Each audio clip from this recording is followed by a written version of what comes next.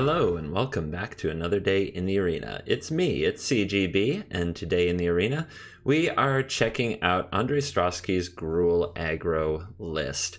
Now, I asked in a poll on YouTube, in that community create a post thing that YouTube's doing, and I'm still figuring out. I put up a poll for what competitive deck I should cover next. Gruul did win the poll, but I found out very quickly in my research, and as I've been seeing week after week, there are a lot of versions of Gruul. There's so many Gruuls. There's ones with Regisaur Alpha and Galta. There's Gruul decks that run a whole bunch of Planeswalkers and Sarkhan the Masterless. There's Gruul decks built around Nissa who shakes the world and Nullhide Ferox.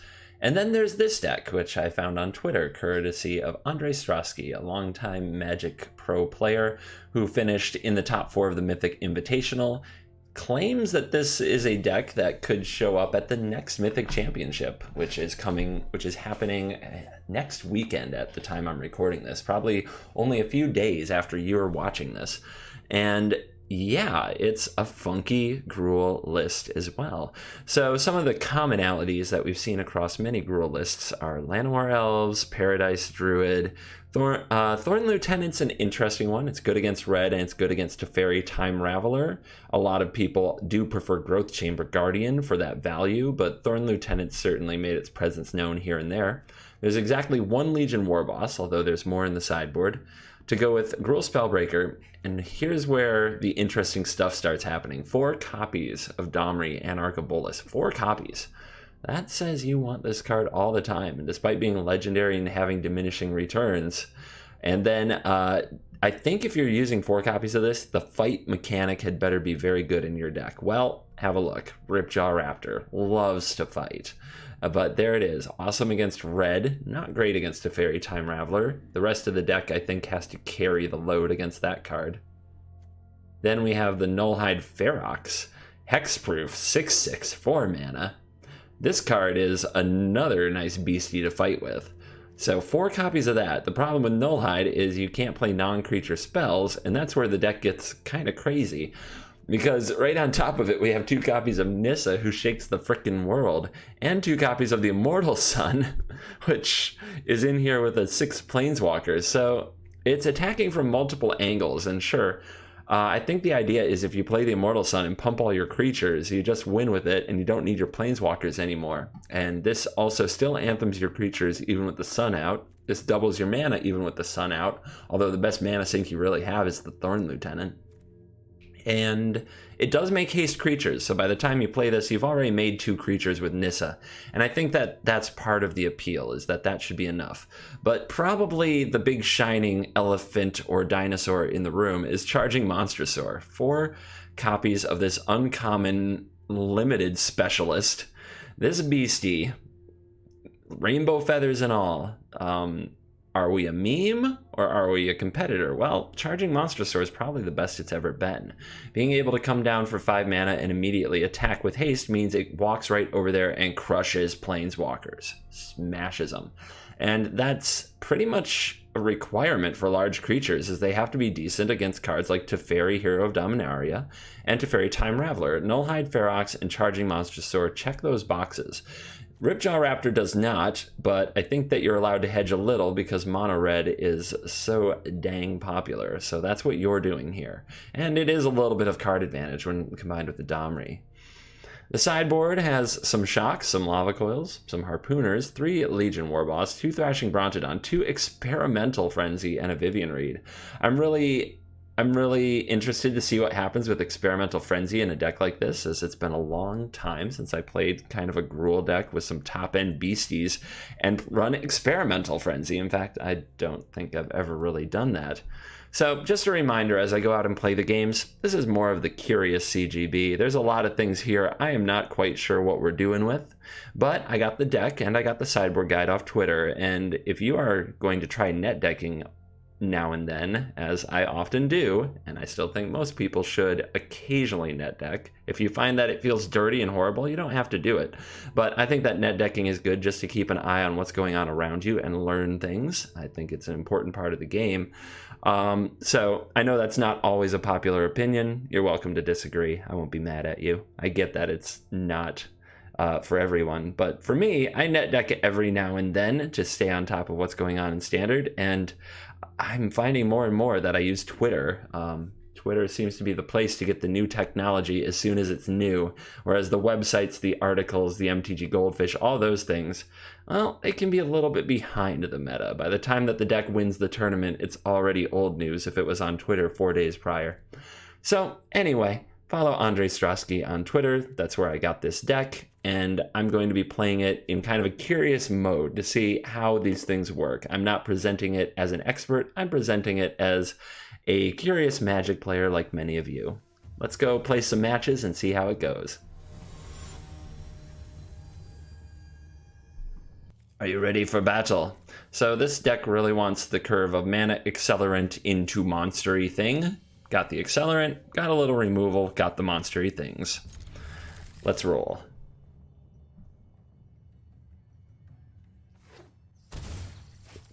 Well, pound for pound, here we go. Can the opponent take out our mana E-Guy? Can our opponent do something more powerful with their extra mana boost and their go first than we are? Yes. Yes, they can.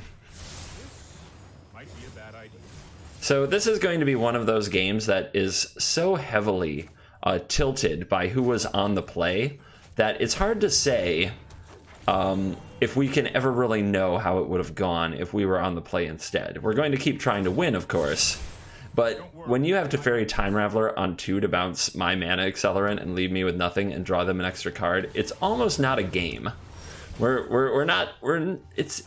It's weird. It's one of those things I have trouble getting used to, but here's the Nullhide. It's big. Let's see what the opponent can do about it. I'm charging up this Lightning Strike. It might have to go after this Teferi if we can't kill it this turn, but it does depend what the opponent does here. We have a Domri, we have a charging Monstrosaur. The opponent needs to play something beefy. I think their best play would be to play a land in a God Eternal Oketra, as I'm guessing this is some kind of a Bant mid-range, but it could be a ramp-type Nissa strategy. If they play Nissa who shakes the world, that's also a big problem. Okay, what were we thinking about? Who knows? Alright, you've got a 3/3, and it taps for elves.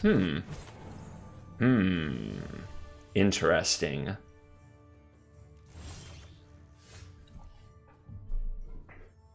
So the elves plan to block the Ferox to keep it away from the Nissa. The charging Monstrosaur could come down, and then the opponent would have to block with the Shalai or something else as well. But I could also Lightning Strike the elves, fight the Shalai. No, I can't, because this costs 2 extra to play because of the Nullhide, and so does the Lightning Strike for that matter. So Nullhide causing us big trouble already. Let's bring out the Monstrosaur. Nissa has to die.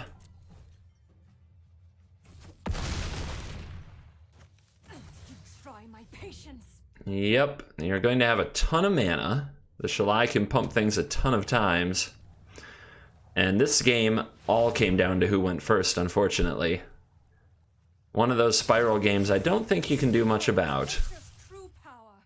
I guess it does depend how much mana the opponent really wants to pump in here and how many creatures they leave up. We could still get them somehow, but this Lightning Strike's not going to be good anymore. I guess it can finish the Nissa.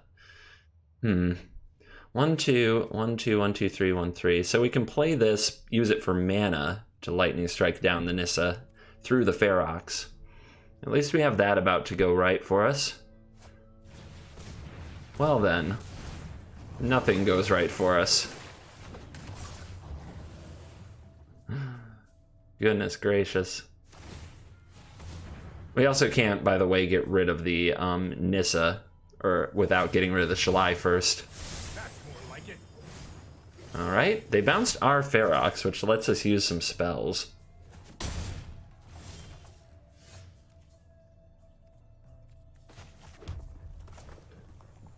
So we can play you. Can fight. Bow, bow. Let the blighters feel the ground tremble. You can send the Monstrosaur to the Nissa. The opponent will block with the Krasis. right? I think I'm willing to give up my Monster Sword for that Krasis. I think it's the only real way.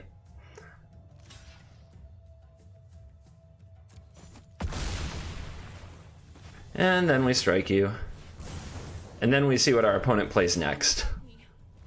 We're hoping that all this is basically dead air, which I don't think we'll get the luxury of having the opponent have all those dead cards, but it's worth a try.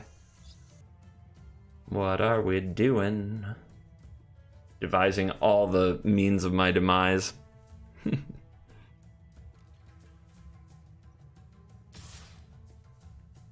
Yep, can't defend the Domri here, so you're out of there, buddy. What? You expect me to tuck my tail between my legs? Good effort, bro. You did what you could. I love you.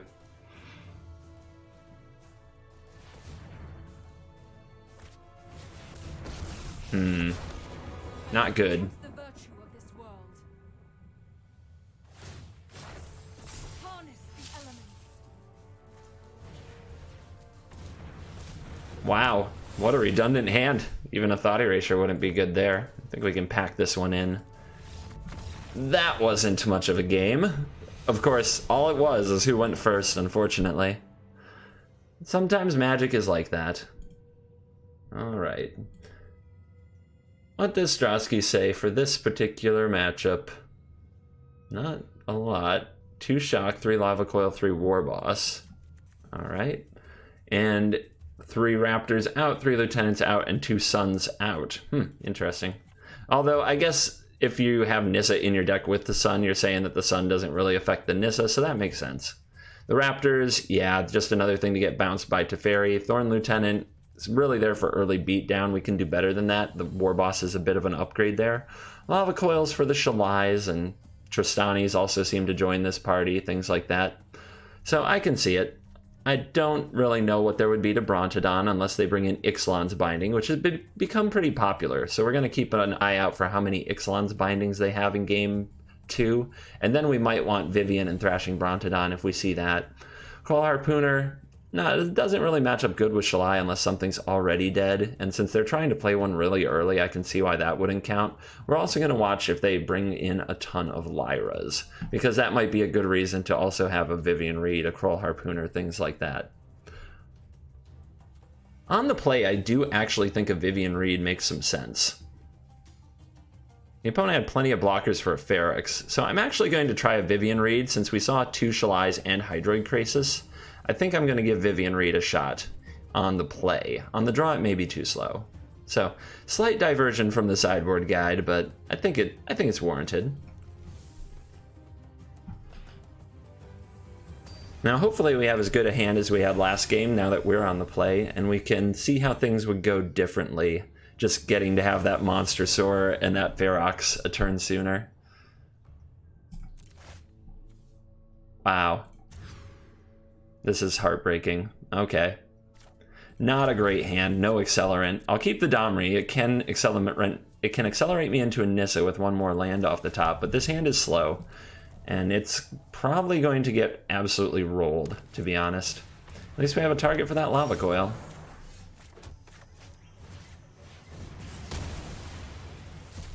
Pew! And yes, even a card that deals 4 damage like a Lava Coil should be used on a turn 1 elf, I do believe. Oh, what an ugly draw that is.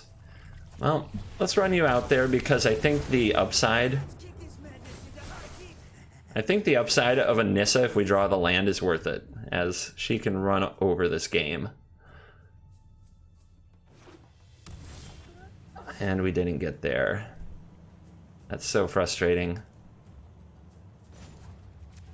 Alright, let's make a green. Let's get Gruul. I guess the +1/+1 counter could be a big deal if the opponent has Shalai for next turn, and they haven't done anything yet, so I think that's the way we're doing this. We're going with the counter so we can fight down a Shalai if that's our opponent's first play of the game after their elf died. It's also the right size to trade with a Ripjaw Raptor if the opponent brought that in, although I doubt it. Frilled Mystic time? Well, we're ahead enough that I can definitely pound away here. Hiya. Opponent does nothing. Yeah, I think that we can handle doing nothing as well. Oh wait, this says can't be countered, doesn't it? Sometimes I'm dumb. Sometimes, at least I remembered in time. At least I remembered in time. But yes, Domri. Creature spells you cast this turn can't be countered. Also, there was no stick, which makes me think that the opponent didn't have a play there either. So what did they keep? Llanowar Elf into nothing, nothing, nothing, nothing. And that's the game. Well, that wasn't much of a game. Alright, so on the draw, I do like replacing the Vivian Reed again, just because it may not come down in time to do anything. I am nervous about fighting a Lyra, but I guess we'll make the opponent have it. Still, the opponent also tapping out for Hydroid Crassus makes Vivian Reed a really good card. I really think it belongs. I'm legitimately shocked it isn't in the deck for this matchup. But I guess the idea is kill the accelerants and get out fast. All right, I'll trust in Strosky, and we won't keep Vivian in the deck.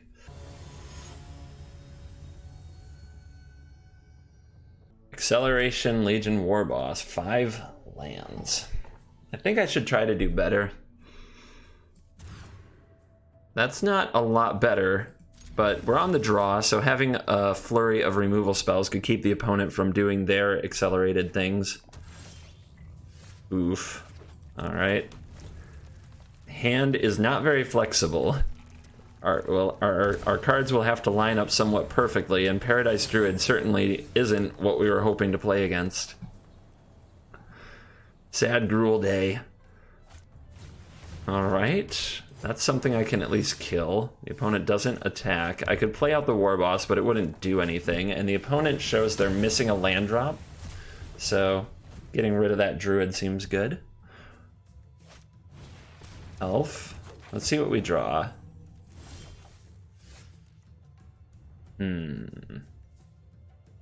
I think I like getting the Warboss going. Next turn, our opponent's 4 mana can play a Shalai, which we can Lava Coil, and it keeps the Warboss getting stronger and stronger.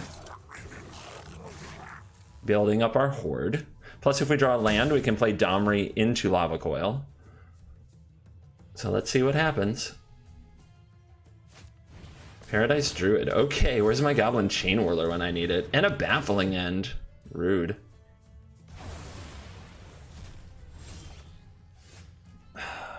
This hand is so sad. I feel like I should be removing their creatures. Let's start by throwing in a 1/1. Get that damage. And let's strike away the Paradise Druid.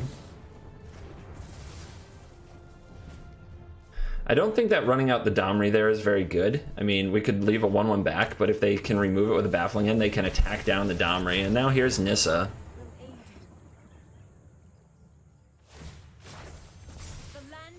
Yeah, this is gonna be another one of those games. Oh, you're too late.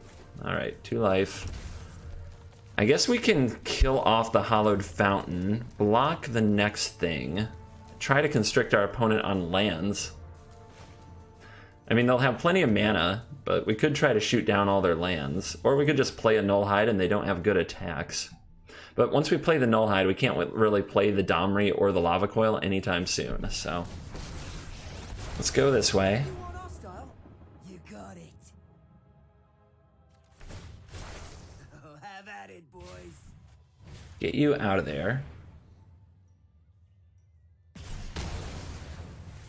We could attack down the Nissa. The problem is the opponent can turn around and attack down the Domri, which they might still be able to do, but at least I'd be able to trade the Goblin for one of their creatures.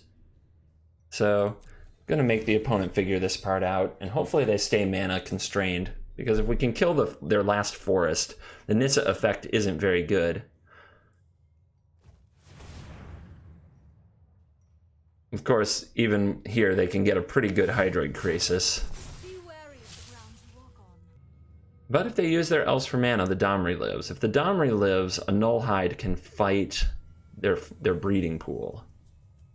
It's an interesting spot. It's going to be hard to come back from. The Nissa is so good. Okay, they didn't even attack with the breeding pool to play a larger Krasis. I can't remove the Krasis with the Monster Soar. I can remove it with the Nullhide Ferox. But the opponent didn't draw a land. You see that?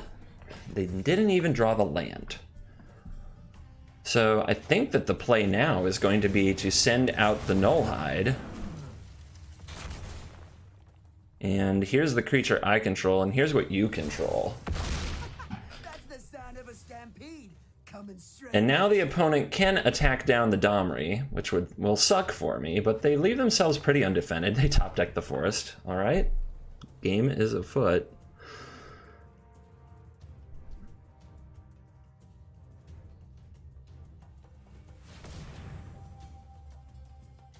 We also have to watch out for this Nissa ultimate. A -8 will let them search their library for any number of forests and permanently fix their mana issues. They're paying for the Ferox. They've got something to remove it with all this mana. That's a very sad thing. We were really counting on that Ferox sticking around, but here comes Teferi. Nope, Prison Realm. Okay. That's fun.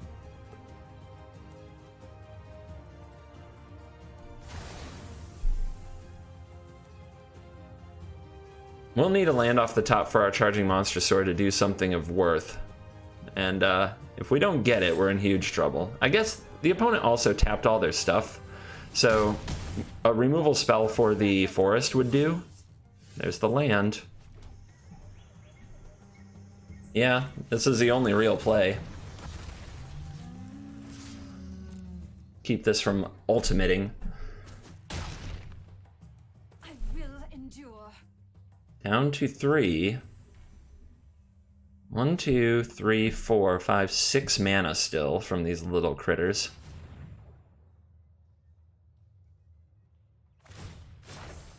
The land fights for us.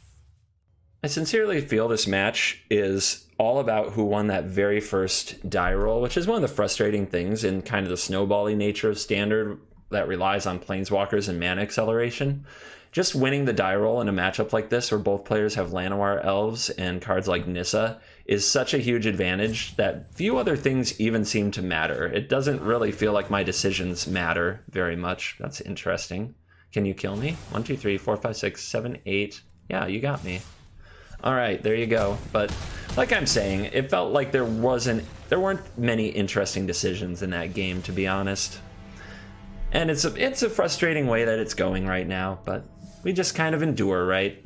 It's magic sometimes. Let's try another match. No, that's not keepable.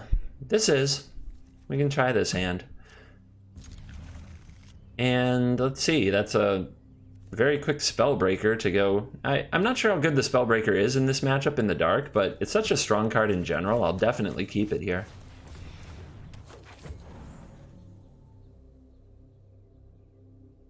Roll the 6, break you with spells. Okay, Hallowed Fountain. Let's get hasty.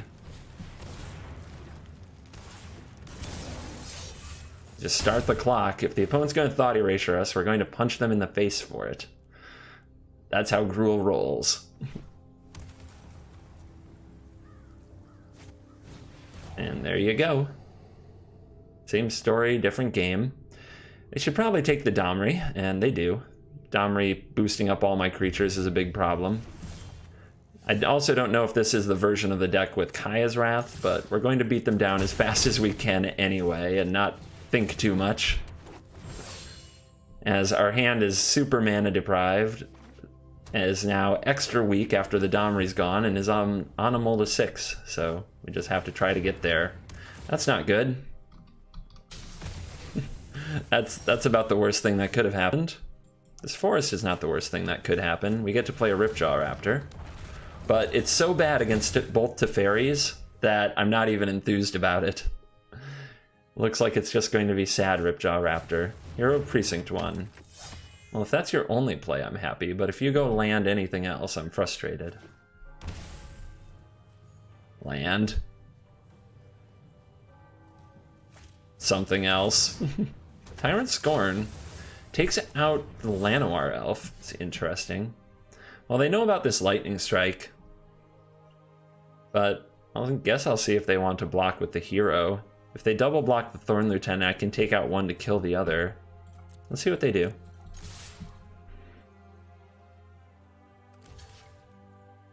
Okay, just that. Alright. A lot of the hero decks don't play Thief of Sanity. So, or at least right now they don't, which has changed a lot over the last few weeks. So I'm just going to take the hero off the board right away. Make them figure out how to deal with this Raptor and this Thorn Lieutenant. My god. So brutal. Ooh, the One of War Boss. And that Tyrant Scorn was spent earlier. Maybe you can help me get there. Down to 5. We're closing in, friends. So this D-Spark last turn. I don't think the opponent has a Basilica Bellhaunt, or we would have seen it. And they're going to scoop this one up. The 6-card mull just had enough power to get there. Alright, Strosky says you want 2 Harpooners and 3 War Bosses and 2 Brontodons and 2 Frenzies and a Vivian. So, like, all of this? Just not the Lava Coils and Shocks? Is that what I'm getting out of this? Yeah. So, and we take out the Thorn Lieutenants. Okay. We take out the Raptors. 100% agree. 3 strikes and the Domri. So we're taking, like, all the burnout and just focusing all in on this pressure. It's just, we're just going into this role of we are clearly the beatdown, and we're just going in with all these spells and permanents and going at you. Card advantage and threats. No removal. Interesting. The Domri is even like a removal spell because of the fight mechanic, but it's getting the cut. All right. I guess so the current trend with Esper midrange is to sideboard into a control deck with Kaya's Wraths and things like that. So I suppose bringing in Frenzy, Planeswalkers, having the Immortal Sun, removing the removal spells, being hyper aggressive. Just a way to fight that. I wonder what Brontodon is meant to remove. I haven't seen many of the Esper decks with Ixalan's bindings.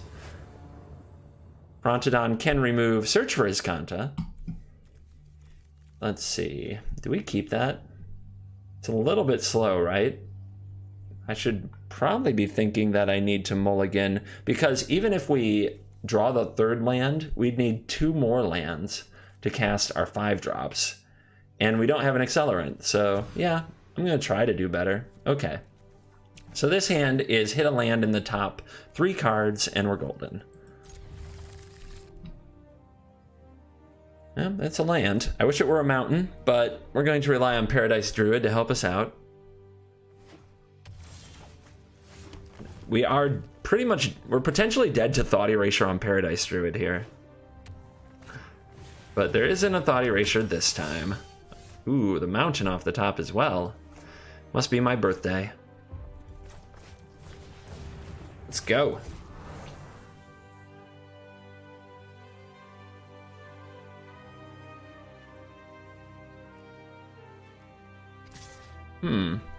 Sure.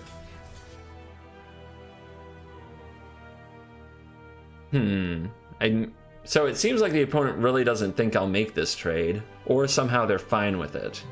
But the hero and its 1/1s, how much do we even care about those, right? This is a huge trade. So I kind of like it. I only have 1 5-drop. My hand is playable from 3. And the opponent didn't cast any spells, so they didn't really get that value. They do have another hero, but god, 2 of those can get absolutely devastating.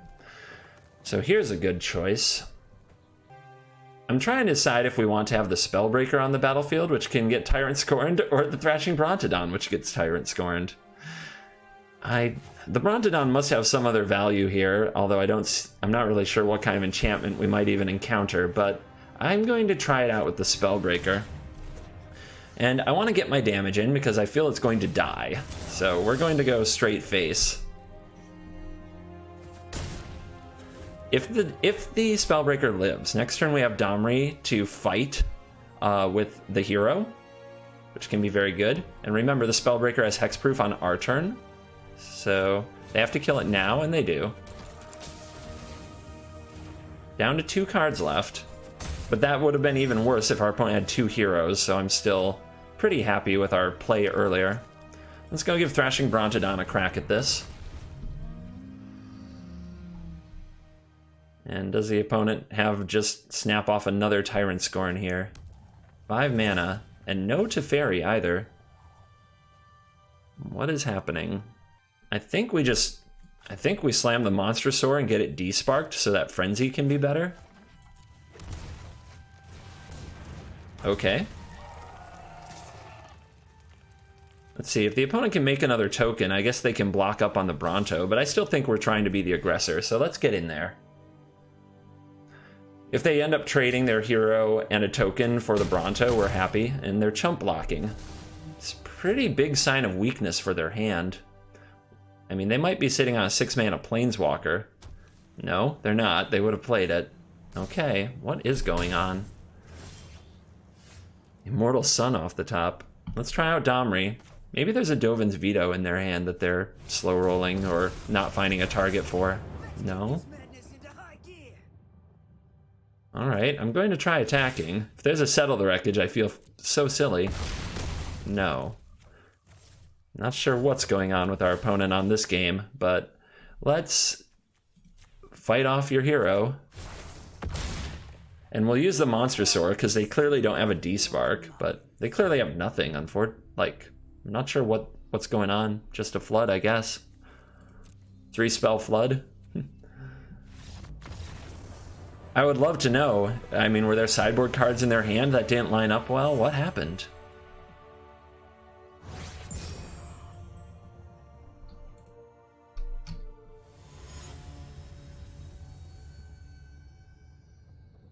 Well, we're on the draw. I guess, I mean, this feels like it has to be a keepable hand because of the power of this curve, but we really need to draw a Mana Accelerant or a removal spell, or we may just get run over. Still, I don't think these are hands that you mulligan. I think these are hands that you keep. It might be slow, but you're only a Llanowar Elf or Paradise Druid off the top away from doing exactly what your deck wants to do. Okay, that's not it. And it looks like some kind of a mirror, potentially. And that's it. All right, let's go. The real question will be next turn if we actually play the Ferox when we have a Nissa in our hand. Our opponent has a Domri. Nothing like a bit of violence. We won't answer to other guilds. We won't answer to other guilds.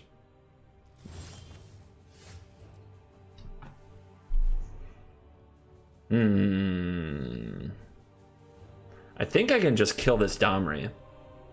So I can play the land, haste the Spellbreaker, Domri dies, no value.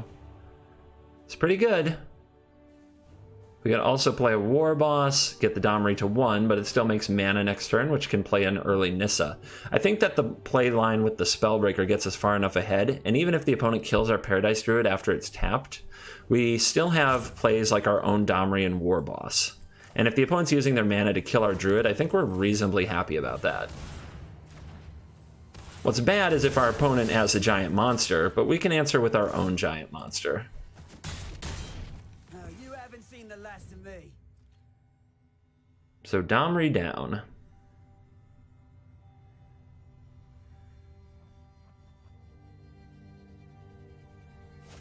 And it's a Lava Coil on the Spellbreaker, but leaving us with the Paradise Druid. And now with 4 mana available, we can play our Domri, attack for 3. We can play a War Boss, start getting ahead that way, also attack for 3. Or we can just go 6/6. And honestly, on this board, The thing is, though, if we don't draw another land anytime soon, we're going to be in trouble, whereas Domri can get out Mon-Thurs. It's a tough call. I think it's Domri. You must be mad to tussle with me. The only authority that I recognize is chaos. Go ahead and stick my opponent with the pointy end for 3 damage. I don't think passing up 3 damage there to stay hexproof is worth it. The opponent, if they're just going to use removal spells on our creatures, we have a lot more.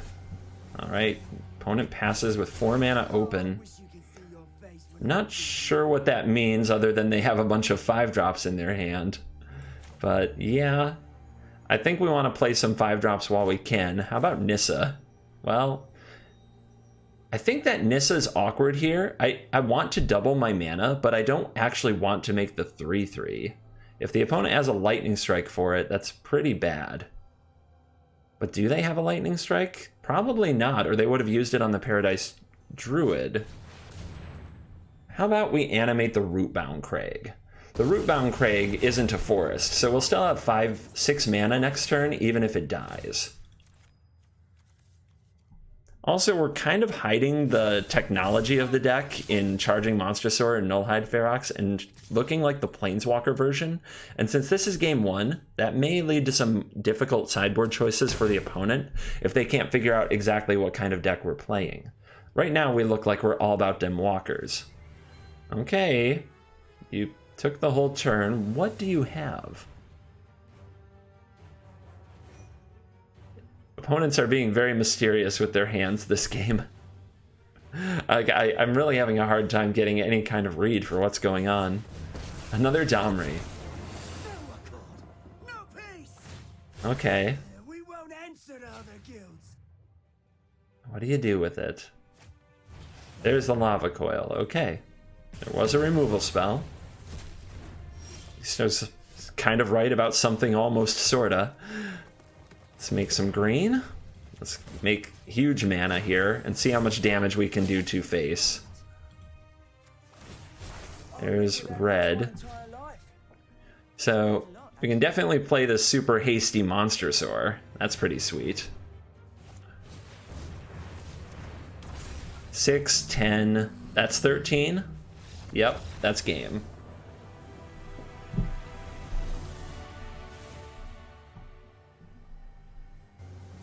Against other Gruul decks, the great and powerful Strosky, our god Lord Strosky, says 3 Lava Coils, 2 Shocks, 2 Frenzies, and a Vivian. So a little bit more on the controlling side, going for a value plan, trying to grind them out with Experimental Frenzy and Vivian Reed. The cuts are a Warboss, 3 Lightning Strikes, and a Spellbreaker. Warboss probably just not doing much in a gummed up game plan makes sense. Lightning Strike got upgraded to Lava Coil. So that makes sense. We don't want to overload on removal, I suppose. Spellbreaker's an interesting one, but I guess it's the smallest type of creature. Thorn Lieutenant can get big and go over the top, I suppose, with some mana pumped into it. Nullhide Ferox and Ripjaw Raptor are fine. And the hexproof doesn't seem to matter too much, except against specifically Lightning Strike. And you don't usually want to haste it because size matters. So I think I see all the reasoning behind the Spellbreaker. And that's what we're going to try out. It's a huge curve, by the way. On the draw, we're really going to need mana creatures, and mana creatures staying alive is going to matter a lot. Very, very Gruul sound effects. This is the right music for Gruul on Gruul, 100%.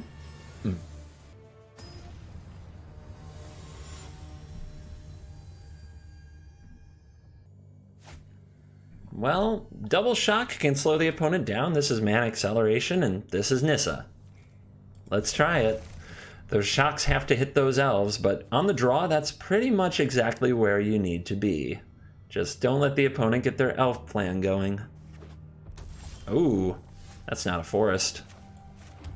And of course, shock not great against Paradise Druid until they get a use out of it, but that's the risk you take. Zerta Goblan. Haste? Darn it. Alright. I guess I'm not shocking it.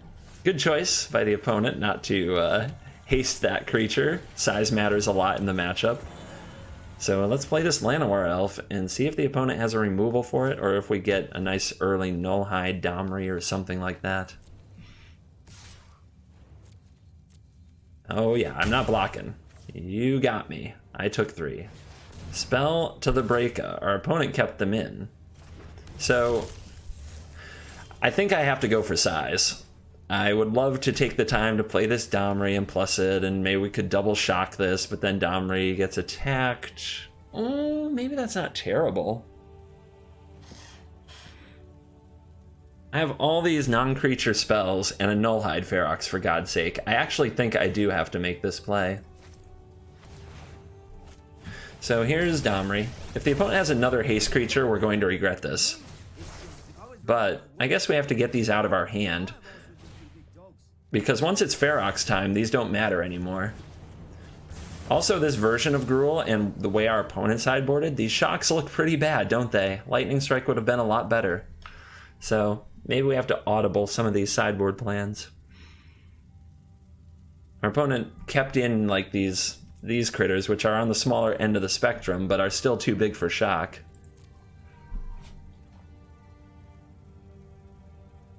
I'm curious if they'll throw like a Lightning Strike shock or something at the Domri. It does produce mana.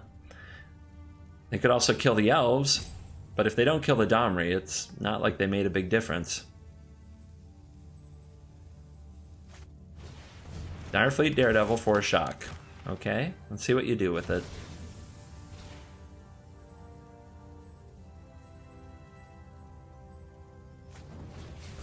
Please, sir, give me some more. Shocks the Domri, makes an Oliver Twist reference. Please, sir, give me some more. All right, I'll just see myself out then. Oliver Twist, a big movie on Ravnica. Don't know if you know that. Hugely popular musical on Ravnica. Well, I think Nissa has to come down, because, again, I don't want to play the Nullhide and then be locked out of playing my spells. So we'll make the opponent figure out how to solve the Nissa equation. This land, we are all connected. Let's animate the mountain. It's the most expendable. Conquer you. You have to expect your first land that you animate when your opponent still has cards in their hand to get killed. So animate your most expendable land. This is the most expendable. It's not a forest and only produces 1 color. Forests are probably the least expendable, depending how many red sources you have. So it usually goes mountain, rootbound crag, forest, stomping ground for the order of expendability of your land. Opponent having a think, doing the maths. The real question is, do we actually block if... No. Opponent goes with a lava coil, so no blocking option available. But next turn is probably the Immortal Sun, even if Nissa is still on the battlefield. Do not assume I let us talk of peace. Alright. Well, we could also run out the Nullhide. 1, 2, 3, 4... 1, 2, 3, 4, 5, 6, 7.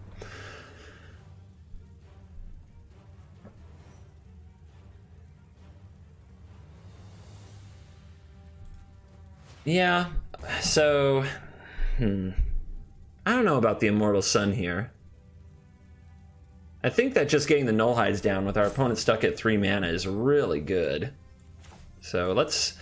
And keeping Nissa around could pay off big time.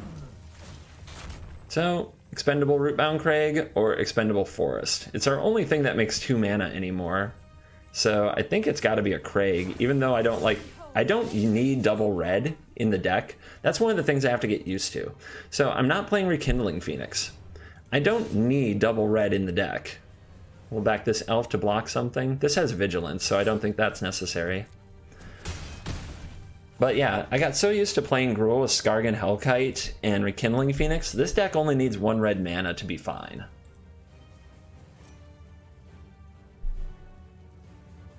Supposedly, the latest update to Magic Arena removed this bug that creates all this hissing that you hear in the background, but as you can hear, it's still there. It's very annoying, and I'm sorry about it. I can remove it this way. The weird thing about that is the game feels so naked without other sound effects. I'm going to turn it off here so that you don't have to hear it. But yeah, game feels very naked without other sound effects. All right, we draw the land, hallelujah, so we can get more Nullhide going. That's a pretty easy choice at this stage. And now we try to turn this corner and beat the opponent into dust. So they brought in Lava Coils, they kept Zertog Goblins, they kept Spellbreaker. This is a very low to the ground Gruul deck, and I think it's pretty good against red. Rekindling Phoenix is also a bit of an issue if we don't draw our own Lava Coil, but I think we're in a pretty good spot. The opponent can double block a Ferox to get rid of it, but then they just die to the attack. So I think we're swinging. The opponent can block and kill an elf, go to 1, and they're left against 2 Feroxes, 1 Phoenix. If they have another Phoenix, they're in decent shape, but they have to block every turn of the game. So I think that's all good. And then if we ever do draw a Lava Coil, they're just in huge trouble. Yep, they blocked as expected. Oh, well now they're nervous. There's a lot of ways to die at 1 life. And it looks like those will be the blocks. So yeah, not the greatest blocks for the opponent. And no way for them to, and by that I mean they didn't have good blocks available, not that they blocked poorly. Now remember, we can't play the Immortal Sun with 2 Nullhides out, so this is going to be here a long time, until the opponent somehow kills off our Feroxi. And is there another Rekindling Phoenix here? Even if there is, they're kind of in the abyss. They have to block with those Phoeni every single turn. Phoeni versus Feri, and yes, I know that's not how you say it. This is one of my quirks. You either love it or you hate it. Make the right choice. It determines if we can be friends. Alright, the beats will continue until the opponent is absolutely dead. They're fighting. They're just hanging on. They're in a very, very, very sad place, a very dark place. We'll see what can they possibly do to come out of it. They need something big enough to spar with these Nullhides, or they need multiple Rekindling Phoenixes that can block every turn, and then they need to play more creatures after that, so that they can improve their blocks. There's step 1, bird number 2. 1, 2, 3, 4, and we're still a lot of mana short of playing the Immortal Sun. Remember, I would have to activate both Nullhide Ferox abilities to play the Immortal Sun. So it costs 10 mana right now to play this Immortal Sun, not 8. Alright, it's an important turn. If the opponent has another creature, they might be able to have a better block next turn against our Nullhide. So let's see what they can do. And also, they have to dodge us drawing a removal spell, as that blows up that situation quite a bit. Yeah, did they target the same one twice? If they made that mistake, okay, they did not. If they made a mistake of targeting the same Phoenix with both elemental tokens, they'd be in huge trouble. That would be an oops for sure. And now you hear the sound is very naked. If I turn the audio back on, you hear that? I hate that sound. I'm just going to keep it really low. Oh no, Thrashing Brontodon. And Llanowar Elf. Look at him clawing back into the game.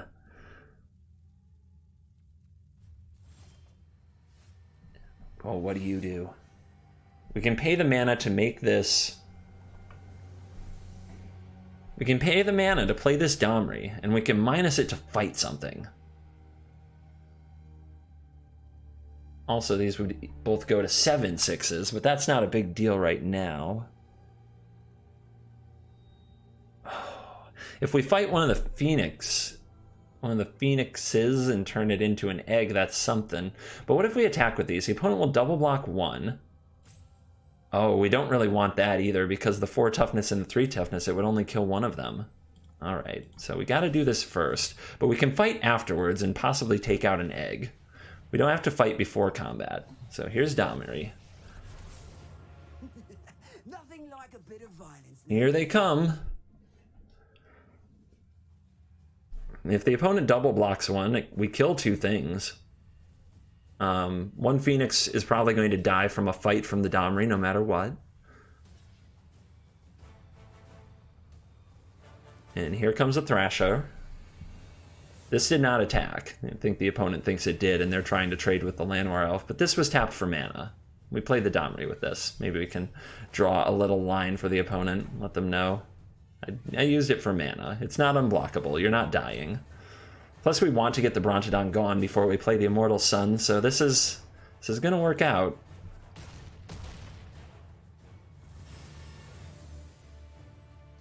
You get 2 eggs. One of them is going to pick a fight. Llanowar Elf didn't get any play this turn. Go ahead, Lanny. You can fight this. Wild beasts are bringing your comeuppance. The opponent can send the elf over to take out the Domri if they also play another blocker. Let's see if they go for something like that. But now it does cost 8 mana to play the Immortal Sun instead of 10. So if we draw a land, we can Immortal up. The opponent's thinking about it. Do I send over that Llanowar Elf? Thinking. That Nullhide is so big. Oh, it's Zerta Goblin. That's the last card out of the hand. The opponent's pretty much out of fodder to fight here. Ooh, what are you doing? Nope. Hit Control Z. You want to make sure you're in your attack step before you turn that thing sideways. If you need to do a take back there, friends, just hit the Z button. And there it is. Lenny Looks like you're all mouth and no hands. takes out the Domri. Off the top, it's not a land for the Immortal Sun, but it's a Thorn Lieutenant, which is really strong at this stage of the game. It can pump up to something huge. My Nullhide can attack here, and so can my Llanowar Elf. The Nullhide would trade with the Zerta Goblin, which is not what I would call great. So I'm going to play a Thorn Lieutenant instead. Is trading with the Goblin worth it? No, I don't think so. I think we wait. A little bit of sizing could make a difference.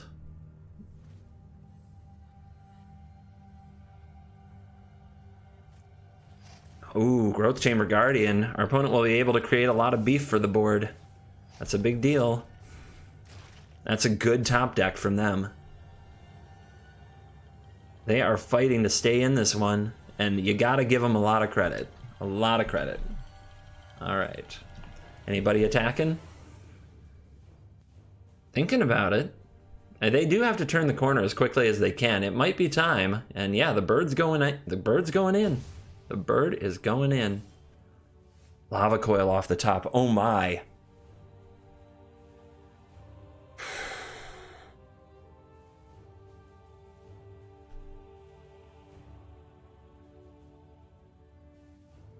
It does feel like taking out the Phoenix has to be the right play. I think we can win the long game if we resolve this Immortal Sun. This can be a 6-7. I do think it's got to be the Phoenix. And I still don't want to trade my Nullhide or my Thorn Lieutenant with what's on the board currently. The opponent is going to get to make a bunch of Growth Chamber Guardians, but the opponent will have a hard time attacking if they don't have their Rekindling Phoenix. Man, if that Lava Coil had come a little bit sooner, this game would be way over with by now.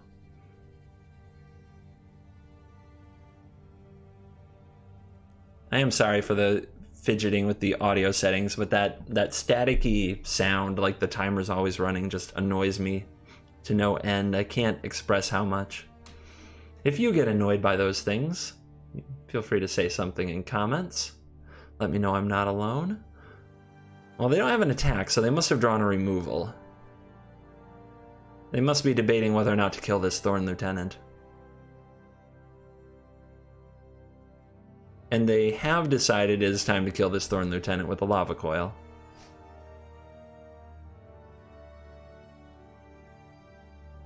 We get the 1/1 Elf Warrior when our Thorn Lieutenant is targeted, but that's hardly a big deal at this stage of the game.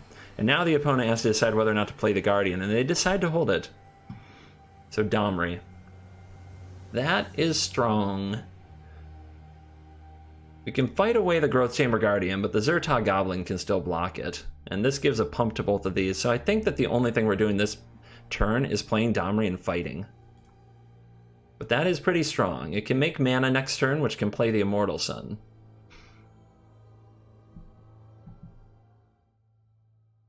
No accord. No peace. All right, 1/4/4 dead. We are the many. So if we attack with all, the opponent has to block with a Llanowar elf, and that's a trade. They have to block here, and that's a trade, and they go to 2. We end up with a 2/1 versus their 4/4. I don't think that's a good deal, so I'm going to hold off.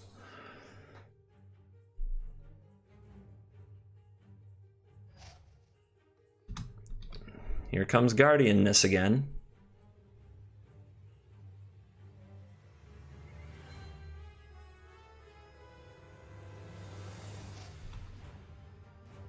And Guardian's going to go get another 4/4 for the hand, or another future 4/4. We also don't know what this card is, but we know it's probably not better than a Growth Chamber Guardian pumped.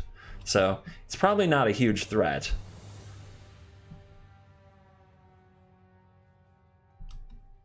And the staring match here, continuing. Now, Have at it, boys. I do think I want to play the Immortal Sun. Even though it's going to keep my Domri from fighting anytime soon, the sizing can be a big deal. It does take away some of our opponent's better blocks. So let's go. So, if the opponent double blocks here, they have to single block here to survive. They go to 1. They have no creatures. They have one Growth Chamber Guardian they can play against 2 lethal threats. That is a deal I'm signing up for. Now is the time. All right, they're going differently. They're going to block the 2 smaller creatures and chump the Nullhide, leaving themselves with a Growth Chamber Guardian versus the Nullhide. And then next turn, the idea here is that they can play their other Guardian, pump it, and then they have 2 blockers for the Nullhide. But right now, the Nullhide still trades with both of them. I thought they were low on Guardians, but I guess they have one more. Yeah, that makes sense. I thought that they were on their 3rd Guardian, not their 4th. I should check those things. Somehow I got it in my head wrong. But there's the 2 4/4s, here's the Nullhide. All we have to do is remove something. Alright, those cards don't do anything. So do I take this trade?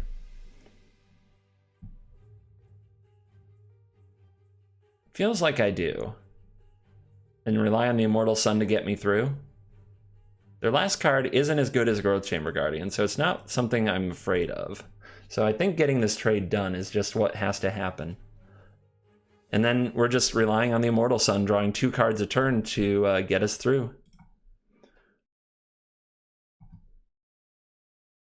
All right. Moving right along. Now the real question is, how many Planeswalkers do we draw while we have this going? Yep, that's going to be a 4/4. So that's what the draw was. That's why they didn't fetch last turn. They drew an extra one. All right. Come on, Immortal Sun. Help me out. Ooh. That's pretty nasty. All right. Again, the audio goes out. And then it's just quiet. That's bad content. Okay, get him. The opponent could have stayed alive at 1, but they decide the Monster Sword too much. And charging Monster Sword gets to bring home the win, which I think is a fitting conclusion to this video, as it is the spice of the deck. So, I thank you, as always, for hanging out with me and checking out Andre Strosky's Gruul deck. There's a lot of different Gruul. Like I said, there's also the Galta version of Gruul. There's the Flyers version of Gruul with Skargan Hellkite and Rekindling Phoenix. And there is the Planeswalker version with Chandra and Domri and Nissa, and in some cases Vivian and Sarkhan the Masterless. So a lot of different Gruuls, but this one I found unique and very interesting to play. It's almost like a puzzle. There are parts of it that seem ineloquent with the Immortal Sun plus Planeswalkers or Nullhide Ferox plus spells, but it's almost like a puzzle that you have to figure out in-game, and it's still so powerful you end up winning regardless of the weird inefficiencies sometimes. So pretty entertaining. For those of you who have considered joining the channel, there's a join button below your browser there. I believe it's in most countries now, but it's $4.99 to join for a month. And what you're getting for that is early access to some of my competitive deck videos. Right now, our competitive deck video is Bant Nexus of Fate, yes, and you can have early access to that if you're a Nexus of Fate fan or just want more content. You can watch that video and check out the latest build. Or maybe not the latest, but a popular version of Nexus that you can try out and enjoy in the current meta in best 2 out of 3. Yes, Nexus is banned in best of 1. So that video is available right now to members. It will be live to the public in a few weeks. Thank you for watching this video, and as always, I will see you in the next video. Goodbye.